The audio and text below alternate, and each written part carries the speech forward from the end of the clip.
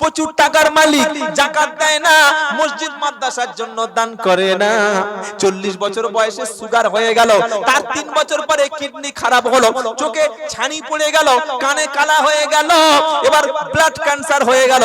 জমি এদিকে 40 বিঘে, শুয়ে শুয়ে বলছে রব্বানা, জন বয়সে মসজিদ মাদ্রাসার জন্য যদি কিছু দিতাম, এতিমখানায় যদি কিছু দিতাম, আল্লাহ জমির টাকাটা নিয়ে গরিবকে যদি দিতাম, আজকের এই বিছানায় পড়ে এখন মনে হচ্ছে জমি কোনো কাজে লাগলো না। যার 8টা 10টা 12টা ছেলে, ওই ছেলেগুলো আল্লাহ আপনাকে দিয়েছে পরীক্ষা করার জন্য, ওই ছেলেগুলো সবগুলোকে শিক্ষিত বানাবেন, একটাও ছেলে মূর্খ রাখবেন না। মূর্খ ছেলে মানে বাপের সবচাইতে বড় দুশমন। মূর্খ মানে দুশমন, এটা লিখে রেখে দেন, এটা কেউ বলবে না। মূর্খ মানে কি বললাম বাবা, জোরে বলুন। মূর্খ মানে দুশমন। ছেলে মাল খেয়ে এসে বাপের বুকে বলে এই টাকা দিবি মাল খা না ধুনে দেবো, কি দুশমন না? দুশমন না। ওটা পাড়ার লোক বললে ও কেস করে দিত না? হ্যাঁ, ছেলে রাত 12টার সময় জুয়া খেলে, তাস খেলে, বলছে ওই বুড়ো ঘর থেকে বার হ। বাড়ির লোক বাইরের লোক যদি বলতো ঘর থেকে বার হ, তো তার পরদিন পঞ্চায়েতে বিচার দিয়ে মাল মাথা ফেড়ে দিত মেরে। কি গো, ছেলে দুশমন হয়ে গেছে।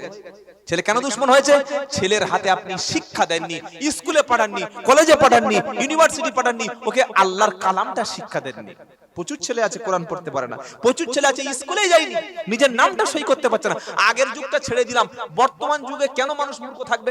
আগে অভাব ছিল, আগে মানুষের ঠিকমতো খাওয়া হতো না, আগে স্কুল এতটা অ্যাভেলেবেল ছিল না, আগে অনলাইন পড়াশোনা সিস্টেম ছিল না। কিন্তু এখন তো স্কুল, কলেজ, ইউনিভার্সিটি, মাদ্রাসা, মক্তব সব ঘরে ঘরে। কি বাবা আছে না নাই? এরপরে তুমি শিক্ষার গুরুত্ব দিচ্ছ না। ছেলে 16 বছর বয়স হলো, বললো যা ব্যাঙ্গালোরে চলে যা, মুম্বাই চলে যা, হায়দ্রাবাদে চলে যা, যাবি মাসে মাসে টাকা পাঠাবি। ও কি টাকার এটিএম? আরে বলছেন না কেন? ছেলে টাকার এটিএম না। আপনার ছেলে 22-23 বছর হওয়া পর্যন্ত মাধ্যমিক, উচ্চ মাধ্যমিক, গ্রাজুয়েশন, এমএ কমপ্লিট করিয়ে, কোরআনটা শিখিয়ে, এইবার ওকে একটা কাজ করতে দিন। এবার কাজ করুন। ও যখন লেখাপড়া শিখে একটা কারখানায় যাবে, মাধ্যমিক পাস থাকলে ওই কারখানার একটা ম্যানেজার হতে পারতো, উচ্চ মাধ্যমিক সার্টিফিকেট থাকলে, ইংলিশটা পড়তে পারলে ও ওই কারখানার একটা ম্যানেজার হতে পারতো। কলম শুধুকারী হিসাবটা সই করবে, মাসে 22,000 টাকা পাবে। ও পড়াশোনা শিখেনি, গাধার মতো খেটেই যাচ্ছে। মাসে শেষে ওর বেতন কত? 6,000 টাকা। ও তো ইংলিশ জানে না, ও তো বাংলা জানে না, ওই ফ্যাক্টরিতে কাজ করে। আর একজন খালি বসে বসে কে গাড়ি ঢুকছে, মাল দিচ্ছে, মাল এক্সপোর্ট করছে, মাল ইনপুট করছে, বসে বসে কম্পিউটারে লিখছে, মাসে 25,000 টাকা মাইনে। কি ঠিক বলছি না ভুল বলছি? আর তোমার ছেলে পড়েনি, ওই গাধার মতো খেটে গিয়ে রাত দিন খেটে মাসে শেষে 6,000, আর উল্টো পাল্টা করলে ধুনে দেবে। এটা শিক্ষা, এটা মাথায় রেখে দেবেন। সকলে বলুন আমরা আমাদের সন্তানকে লেখাপড়া শিক্ষা দেব, বলুন ইনশাআল্লাহ। মোদিকে দোষ দিয়ে লাভ নাই, বিজেপিকে দোষ দিয়ে লাভ নাই, হিন্দুদের দোষ দিয়ে লাভ নেই, খ্রিস্টানদের দোষ আপনি কি করে দিচ্ছেন? আপনি কি করে বলছেন ওরা আমাদের শত্রু? আমাদের মুসলমানদের সবচেয়ে শত্রু, বড় শত্রু হলো অশিক্ষা, কুশিক্ষা, মূর্খতা। আজ মুসলমান, প্রচুর মুসলমান আছে দেখে দেখে দেখে একটা কোরআন পড়তে পারে না। প্রচুর মুসলমান আছে নিজের বাপকে বাপ বলে স্বীকার করে না। কি আছে না নাই? বাপকে বাপ বলে ডাকে না। এটা কেন হয়েছে? ওর মধ্যে শিক্ষা নাই বলে। একটা মুফতি সাহেব, একটা আলেমের নাম বলুন যে তার বাপকে কাঁদিয়েছে, মাকে কখনো কাঁদিয়েছে, মাকে খেতে দেয় নাই, ঘর থেকে বার করে দিয়েছে। জীবনে পাবেন না। যখন কোরআন শিখবে সন্তান, ইলম অর্জন করবে, বাপ মাকে পীরের শ্রেষ্ঠ আসন দান করবে। আর সন্তান যখন কোরআন জানবে না, শিক্ষা তার মধ্যে থাকবে না, হালাল হারাম মদ পথ একদম ধুনে দেবে, ওর কাছে কোনো বাদ বিচার থাকবে না। তাই আল্লাহর কোরআনের দ্বিতীয় চতুর্থ জিকিরের অর্থ হলো আল্লাহর আইন জীবনের প্রত্যেক জায়গায় মানতে হবে। মানবো বলুন ইনশাআল্লাহ। আপনি বেঁচে থাকতে থাকতে আপনার ছেলে আপনার মেয়ের মধ্যে জমিগুলো ফয়সালা করে দিন। আপনি হাজী সাহেব মুখে দাঁড়িয়ে রেখেছেন, কাবা শরীফে গিয়ে কাঁদছেন, আর ওই জমি ভাগ করছেন না কেন? হ্যাঁ, বলছেন না আমার ছেলেপুলেরা ওরা খাবে। ঠিক আছে, আপনি ছেলের জমি যতটা দিয়েছেন, মেয়ে তার হাফ দিয়ে তবে কবরে যাবেন। আর যদি ছেলেগুলোর জন্য জমিটা লিখে দেন, মেয়েদের নামে জমি না দেন, কিয়ামতের দিন আপনার হজ, আপনার দাড়ি, আপনার টুপি বেইনসাফি নাইনসাফি হক মারার জন্য জীবনে জান্নাতে প্রবেশ করতে পারবেন না। মাথায় রেখে দেবেন। মানুষের হক মেরে জান্নাত খুঁজবেন না, মানুষের হক মেরে সেজদায় গিয়ে জান্নাত পাওয়া যায় না। আগে জনগণের হকটা প্রতিষ্ঠা করতে হয়, মানুষের অধিকারটা ফিরে দিতে হয়। আল্লাহ বলছেন যারা আমার আইন থেকে মুখ ফিরিয়ে নেবে, কিয়ামতের দিন তাকে অন্ধ করব। সে বলবে ক্বালা রাব্বি লিমা হাশারতানি আমা। কিয়ামতের দিন বান্দা বলবে আল্লাহ আজকের হাসরের ময়দানে জান্নাত কোথায়, ফুলসিরাত কোথায়, মিজান কোথায়, নবী কোথায়? কিছু দেখতে পাচ্ছি না। আল্লাহ বলল দুনিয়াতে বড় বড় মোটা মোটা দুটো চোখ দিয়েছিলাম, 60 বছর 70 বছর 80 বছর হায়াত দিয়েছিলাম। এগুলো থাকার পরে যখন আমার আইন তুমি মানলে না, আমার স্মরণ যখন তুমি করলে না, ওই চোখটা আমি কেড়ে নিয়েছি। আজকে তুমি জাহান্নাম ছাড়া কিছু দেখতে পাচ্ছ না। যারা ওই আল্লাহর স্মরণ থেকে আল্লাহর হুকুম থেকে মুখ ফিরিয়ে নেবে, কিয়ামতের দিন কাফেররা শুধু জাহান্নামটাই দেখতে পাবে। আমাদের সমাজে কিছু প্রাণী আছে জানেন, যারা রাত্রেবেলা ছাড়া দেখতে পায় না। কি গো? হ্যাঁ, কি আছে? চামচিকা আর বাদুড়, এরা দিনের বেলা বার হয়, দেখেছেন দিনের বেলা বাদুড় না? পেঁচা, চামচিকা, বাদুড় রাত হলে তবে এরা বার হয়, দিনের আলোতে চোখ বুজিয়ে যেন কিছু দেখতে পায় না। তো জাহান্নামীরা কিয়ামতের দিন পেঁচা, বাদুড়, চামচিকার মতো খালি এরকম দেখবে, আর চোখ খুলে দেখবে খালি আগুন দেখছে। কি দেখছে বলো? ওরা বলবে কলা রাব্বি লিমা হাসারতানি ইয়ামা, ওগো আল্লাহ, ওগো আল্লাহ, তুমি আমার অন্ধ করলে। আমি দুনিয়ায় মোবাইল দেখতাম ঘন্টার পর ঘন্টা, বাজারে বসে গল্প করতাম, হালাল হারাম কত কি না দেখেছি আল্লাহ, খারাপ জিনিস ভালো জিনিস সব দেখেছি। আল্লাহ সে চোখ দুটো গেল কই? আল্লাহ সত্যি কি আমার চোখে সমস্যা হয়েছে? আল্লাহ বলবে শোনো, কলা কাদালিকা আতাতুকা আয়াতুনা ফানাসিতাহা ওয়া কাদালিকাল ইয়াউমা তুনসা। তুমি দুনিয়াতে আমার স্মরণ হতে, আমার বিধান হতে যখন তুমি ভুলে গিয়েছিলে, আমার নিদর্শনগুলো যখন তুমি দেখতে পাওনি, আমি আল্লাহ ভেবেছি আখিরাতে তোমার চোখটা রেখে কোনো লাভ নাই। তুমি দুনিয়াতে ভুলে গিয়েছিলে, আমি আল্লাহ আখিরাতে তোমারও ভুলে গেলাম। তাই আখিরাতে যদি জান্নাতি হতে চাই, আল্লাহর হুকুমগুলো সকলে মানব ইনশাআল্লাহ। বলুন আল্লাহর হুকুমের সঙ্গে বিরোধিতা করবেন না। আল্লাহর হুকুমকে সকলে মানবো, 5 ওয়াক্ত নামাজ পড়বো, সত্য কথা বলবো, হালাল খাবো, পড়ুন ইনশাআল্লাহ। জিকিরের 5 নম্বর অর্থ হলো আল্লাহর স্মরণ। কি বলেছি বাবা? জিকিরের 5 নম্বর অর্থ আল্লাহর স্মরণ। কোথায় লেখা আছে? চলুন কোরআন। ফাযকুরুনি, কি সুন্দর কথা আল্লাহ বলছেন, আল্লাহু আকবার। ফাযকুরুনি আযকুরকুম ওয়াশকুরুলি ওয়ালা তাকফুরুন। জোরে হবে না? চলতে বসতে উঠতে স্মরণ করবে বান্দা তুমি। জিকির করে সালাম ফিরিয়ে মাথায় হাত দিয়ে মমতা মমতা মমতা মমতা মমতা মমতা মমতা 33 বার মমতা শুনছেন? হ্যাঁ। 34 বার রাহুল গান্ধী রাহুল গান্ধী রাহুল গান্ধী রাহুল রাহুল রাহুল রাহুল 34 বার। আর 33 বার মোদি মোদি মোদি মোদি মোদি মোদি মোদি মোদি। কতবার হলো এটা বলছেন না কেন? 100 বার। 33 33 আর 34, 33 বার মমতা, 33 বার রাহুল, 34 বার মোদি। সন্ধ্যাবেলা 3 জনে টিভির সামনে এসে বলবে, ওই পূর্ব জয়নগরে বাদুড়িয়া থানায় আমার একজন ভক্ত আছে, আমার নাম স্মরণ করেছে, ওর টাকাটা দিয়ে দাও, ওর ঘর দিয়ে দাও, ছেলের চাকরি দাও। সন্ধ্যাবেলা নবান্নে বসে মমতা ব্যানার্জি মিটিং করবে, তাই তো নাকি? আরে বলছেন না করবে? আপনি সারাদিন মমতা মমতা জিকির করলে করবে? আমার আল্লাহ বলছে শোনো, তুমি যখন দুনিয়াতে বসে দোকানে, কাজের ফাঁকে, খাওয়ার মাঝে, ঘুম থেকে উঠে কিংবা শুতে যাওয়ার পরে একবার যখন বলেছো আল্লাহু আকবার, কি সুন্দর নাম আল্লাহু আকবার, একবার যখন আমার স্মরণ করেছো, আমি আল্লাহ ফেরেশতাদের মজলিসে তোমার মতো বান্দার নামটা স্মরণ করেছি। জোরে বলুন সুবহানাল্লাহ। বান্দা তুমি দাঁড়াতে বসে উঠে শুয়ে আমার স্মরণ করবে। আল্লাযীনা ইয়াযকুরুনাল্লাহা কিয়ামাও ওয়া কুউদাও ওয়া আলা জুনুবিহিম ওয়া ইয়াতাফাক্কারুনা ফি খালকিস সামাওয়াতি ওয়াল আরদ রাব্বানা মা খালাকতা হাদা বাতিলা সুবহানাকা ফাকিনা আযাবান্নার। অনেকে মনে করে ওই নামাজ পড়ে সুবহানাল্লাহ সুবহানাল্লাহ 33 বার হয়ে গেল, দোয়া করে চলে আসলাম, বেশ আল্লাহ জিকির শেষ হয়ে গেল, তাই তো? কিন্তু আল্লাহ কথা বলছেন, আল্লাহ কি বলছেন? আল্লাযীনা ইয়াযকুরুনাল্লাহা কিয়ামান ওয়া কুউদাও ওয়া আলা জুনুবিহিম ওয়া ইয়াতাফাক্কারুনা ফি খালকিস সামাওয়াতি ওয়াল আরদ রাব্বানা মা খালাকতা হাদা বাতিলা সুবহানাকা ফাকিনা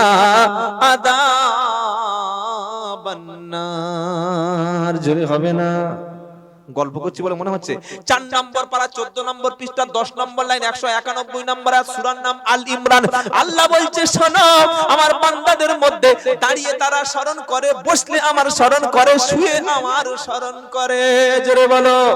যারা প্রকৃত জাকেরিন, প্রকৃত আল্লাহর বান্দা, দাঁড়িয়ে দাঁড়িয়ে স্মরণ করে, বসলে আমার স্মরণ করে, শুয়ে আমার স্মরণ করে, আর পৃথিবী নিয়ে ভাবে আর বলে রব্বানা মা খালাকতা হাদা বাতিলা। আয় আল্লাহ, পৃথিবীতে তুমি অনর্থক কিছু সৃষ্টি করনি। সুবহানাকা ফাকিনা আযাবান্নার। আল্লাহ তুমি পবিত্র, তুমি মহান, তুমি আযাব থেকে আমাকে বাঁচিয়ে নাও। তাই সকলে বলুন, দাঁড়িয়ে বসে শুয়ে সব সময় জিকির করব কার? জোরে বলুন। আবার নামাজ যখন কমপ্লিট হয়ে যাবে, জিকির হবে কার? ফাইদা কদাইতুমুস সালাতা ফাযকুরুল্লাহ, ফাইদা কদাইতুমুস সালাতা ফাযকুরুল্লাহ ওয়া কুউদাও ওয়া আলা জুনুবিকুম ওয়াই জুনুবিকুম। 5 নম্বর পারা 14 নম্বর পৃষ্ঠা 10 নম্বর লাইন 103 নম্বর আয়াত, সূরার নাম নিসা। ফাইদা কাদাইতুমুস সালাত, নামাজ যখন হয়ে যাবে আল্লাহ বলছেন ফাযকুরুল্লাহ, আল্লাহ স্মরণ করো, কিয়ামা ওয়া কুদা ওয়ালা জুনুবিকুম, দাঁড়িয়ে বসে শুয়ে। তার মানে কি নামাজ হয়ে গেল মানে তোমার আর ডিউটি নাই, এটা তুমি ভেবো না। নামাজ হয়ে গেল স্মরণ করো কার? জোরে বলেন আল্লাহ। এবার বান্দা বলছে আল্লাহ কতক্ষণ জিকির করব? নামাজ পড়ে কি মসজিদে আল্লাহ আল্লাহ আল্লাহ আল্লাহ আল্লাহ সারাদিন বসে জিকির করব? আর সন্ধ্যাবেলা আল্লাহ ওই 8 সালান বিরিয়ানি ফেরেশতাদের দিয়ে পার্সেল করে পাঠিয়ে দেবে, তাই তো নাকি? আরে বলছেন না কেন? হ্যাঁ, তাই মানে তাই হচ্ছে না। আল্লাহ বলছে নামাজ হয়ে গেল জিকির করো, তো বান্দা বলছে এই তো আল্লাহ জিকির করতে বলেছে, নামাজ হয়ে গেছে, বসে বসে আল্লাহ আল্লাহ ইল্লাল্লাহ ইল্লাল্লাহ ইল্লাল্লাহ সুবহানাল্লাহ সুবহানাল্লাহ জিকির করে যাচ্ছে। দুপুর হয়ে গেছে, 1টা বেজে গেছে, ছেলেগুলো বলছে আব্বা খাবে না। আল্লাহ কোরআনে বলেছে নামাজের পরে জিকির করো, এই তো জিকির করছি। তো 2:30 বেজে গেছে, বলছে আল্লাহ তুমি তো বললে জিকির করো, তো কই সেই ফেরেশতারা কই খাবার টাবার দিচ্ছে না তো? ফেরেশতারা দুপুরবেলা রুটি আর এই মানে মটন এনে দেবে আপনার নাকি, না চিকেন এনে দেবে না? আল্লাহ ওটা জিকির বলেনি। আল্লাহ কি বলেছে? ফাইদা কাদাইতুমুস সালাতা, ফাইদা কাদাইতুমুস সালাতা ফান্তাশিরু ফিল আরদ ওয়াবতাগু মিন ফাদলিল্লাহ ওয়াযকুরুল্লাহা কাসীরান লাআল্লাকুম তুফলিহুন। জিকিরের ভুল অর্থ আমাদের সমাজে চালু হয়ে গেছে। পারা নাম্বার 28 পৃষ্ঠা নাম্বার 13 লাইন নাম্বার 6 আয়াত নাম্বার 10 সূরার নাম জুমা। ফাইদা কাদাইতুমুস সালাতা, আল্লাহ বলছেন নামাজ যখন হয়ে গেল ফান্তাশিরু ফিল আরদ, এবার জমিনে যাও। কোথায়? মসজিদ আর নয়। সালাম ফেরানোর পরে, দোয়া দরুদ পড়ার পরে দোকান চালাও, ব্যবসা করো, চাকরি করো, চাষ করো, ক্ষেত খামারে কাজ করো, জব করো, আর কাজের মধ্যে তুমি যেন আমার স্মরণ ভুলে যেও না। জোরে বলেন। বলে হুজুর কাজের মধ্যে জিকির কি করে হবে? তুমি জমিনে চাষ করবে, চাষের সময় মনে রাখবে যেন পরের জমি চাষ করা। জোরে বলো। তোমার মনে হবে রব্বানা, পরের জমি চাষ করলে আল্লাহ কিন্তু পিঠের চামড়া রাখবে না। ওই জায়গায় জিকিরের অর্থ হলো চাষের সময় যেন তুমি পরের জমি নিজের বলে দখল। প্রচুর মুসলমান আছে, ওর পাশের জমি থাকলে বুঝতে পারা যাবে কত বড় আল্লাহর ওলি। কি গো, ওর পাশে ঘর বাঁধলে বোঝা যাবে কেমন ফেরেশতা। 1 বিঘত না 1 ইঞ্চি জায়গা ছাড়ে না, বরং পাশের জমি নিজের বলে চাষ করে। নবী বলল 1 বিঘত জায়গা যদি কেউ দখল করে নেয়, কিয়ামতের দিন 7 তবক জমিন তার গলায় ঝুলিয়ে দেয়া হবে। খাও চাচা, কত মাল খাবে খাও। 7 তবক জমিন খালি 1 বিঘত নিলে। আর জোর করে যারা দোকান দখল করেছে, ঘর দখল করেছে, ওদের শাস্তি কি হবে আপনি এবার ভেবে নিতে পারেন। আল্লাহ বলছেন নামাজ হয়ে গেল, জিকির করো। তুমি অফিসে ডিউটি করছো, ডিউটি করার সময় 10টা থেকে 4টা, দুপুরে 1 ঘন্টা টিফিন, এই 10টা থেকে 4টা যেন 1টা মিনিট তুমি বসে বসে সময় নষ্ট করো না। তুমি যতক্ষণ ডিউটি করবে অন্তরে ভয় থাকবে কার? জোরে বলুন। মালিক বলছে ঘরটা গেঁথে দাও, বলে মালিক চলে গেল কাজে। 3টের সময় মালিক এসে বলছে কতটা কাজ হয়েছে? বলছি এতগুলো ইট গেঁথেছি, দেখতে পাচ্ছ না? পুরো বসে বসে ছিল। 8 ঘন্টা কাজ করেছে 20 মিনিট, বিড়ি খাচ্ছে 20 মিনিট, পেশাব করতে 20 মিনিট, দুপুরে পান্তা পুরো 3 ঘন্টা ফাঁকি দিয়েছে। পয়সা নিচ্ছেন, হালাল হচ্ছে তো? আরে বলছেন না কেন?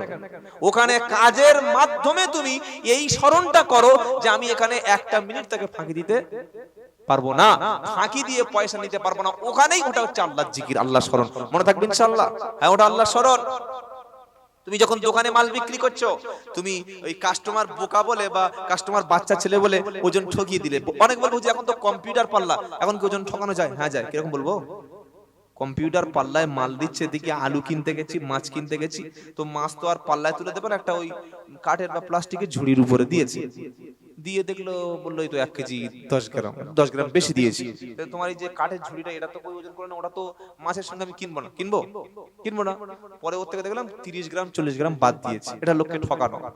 আল্লাহর জিকির নামাজের পরের অর্থ হলো কাজের মধ্যে, ব্যবসার মধ্যে, চাকরির মধ্যে, যেখানেই থাকুন খালি মনে মনে এই ভয়টা রাখবেন, আল্লাহ দেখছেন, আল্লাহ শুনছেন। আমি 2 নম্বরই করে মাল ইনকাম করতে পারবো না, আমি ব্যবসায় ফাঁকি দিতে পারবো না, ওজনে কম দিতে পারবো না। এটার নাম কি বাবা? জিকির। আল্লাহ এটাই বলছেন। এবার বান্দা প্রশ্ন করছে, আল্লাহ যদি আমি জিকির করি আমার কোনো লাভ হবে কি? কি লাভ হবে? বলছেন না কেন? যদি আমি জিকির করি লাভ হবে কি? ওয়াল্লাযীনা আমানু ওয়া তাতমাইন্নু কুলুবিহিম মিন যিকিরিল্লাহ আলা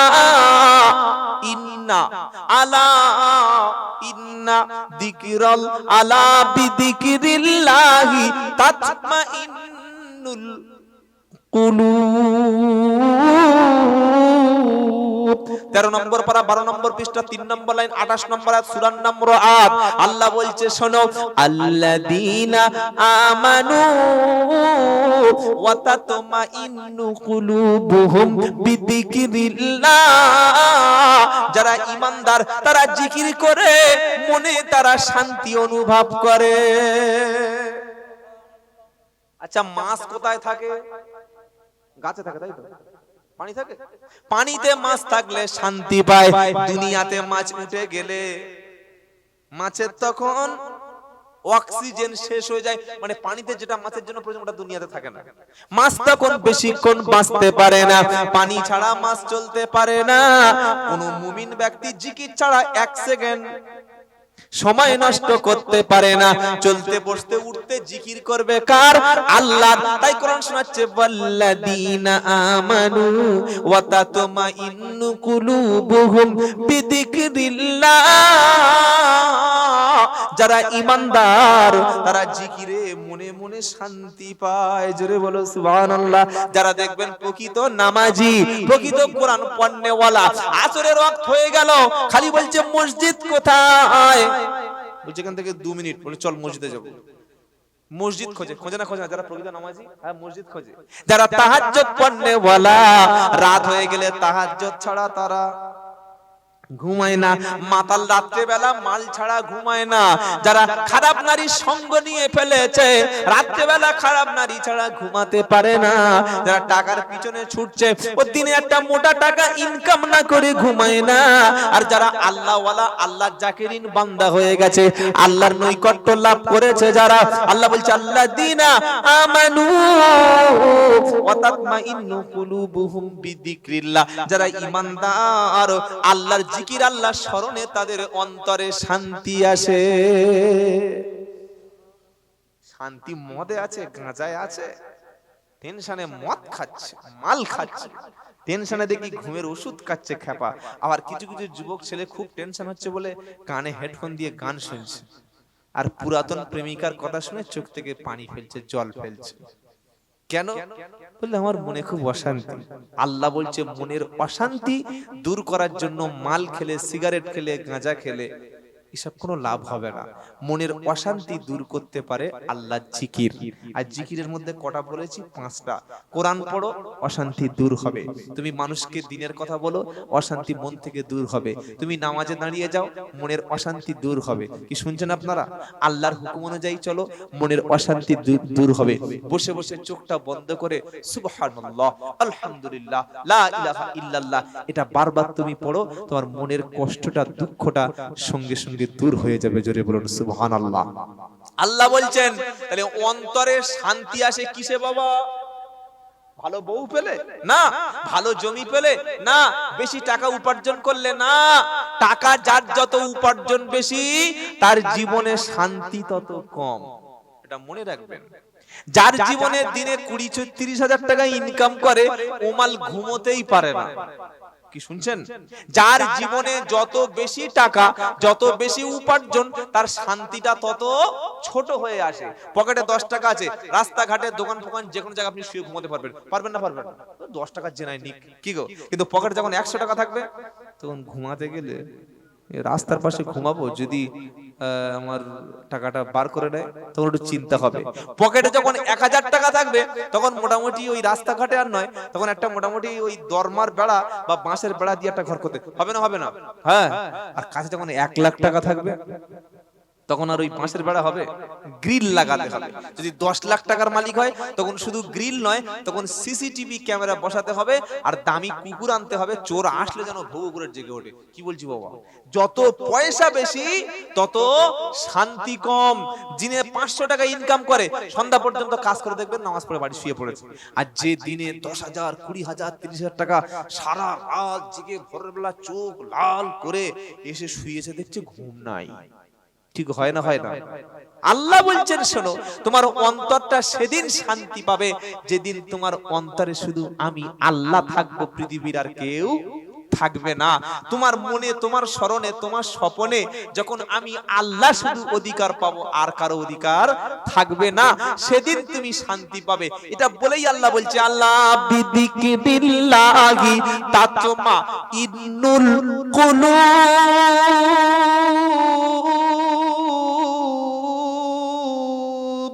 আল্লাহ বলছে শুনে রাখো, জেনে রাখো, অন্তরে শান্তি এনে দিতে পারে শুধুমাত্র আমার জিকির। জোরে হবে না?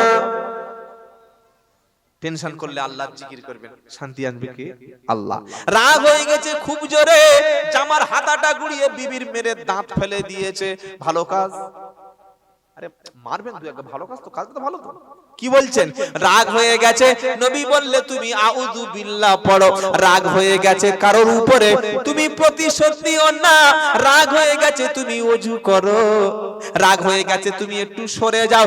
অনেক মেয়ে আছে স্বামীর সাথে ঝগড়া করে ঘরের মধ্যে গায়ে ক্রেশন দিয়ে, ঘরের মধ্যে পেট্রোল দিয়ে, ভিতর থেকে দরজা দিয়ে, জানলা থেকে বলছে এবার কি হবে, মজা দেখাবো। কি বলে না, সুসাইড করে না, মেয়েরা আত্মহত্যা করে না? আরে করে না, করে না?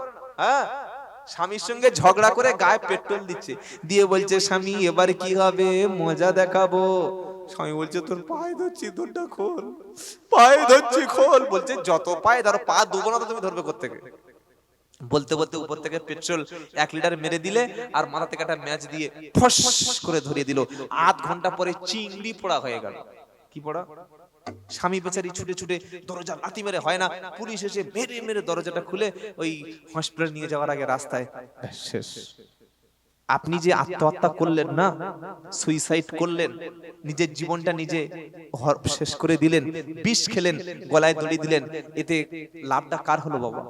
আপনার ছেলে 2-4 দিন পরে কেঁদে ভুলে যাবে, আপনার স্বামী 2-4 দিন পরে বিয়ে করে নেবে। আপনি যদি সুইসাইড করেন আপনার বিবি বিয়ে করে নেবে। নেবে না? নেবে না? এখনকার মেয়েরা কেউ বসে থাকবে না। হ্যাঁ, স্বামী থাকতে ফোন করছে আর স্বামী না থাকলে থাকবে, বিয়ে করে নেবে। তো আপনি যাদের জন্য জীবনটা শেষ করে দিলেন, আপনার আত্মহত্যা করার ঠিকানা জাহান্নাম। শুনলেন কি বললাম? কেউ যদি সুসাইড করে, কেউ যদি আত্মহত্যা করে, তার ঠিকানা জাহান্নাম। সেজন্য কোনদিন জীবনে আত্মহত্যার মতো ভুল সিদ্ধান্ত আমরা নেব না ইনশাআল্লাহ। রাগ হয়ে গেছে, এলাকা ছেড়ে চলে যান, শ্বশুর বাড়ি চলে যান।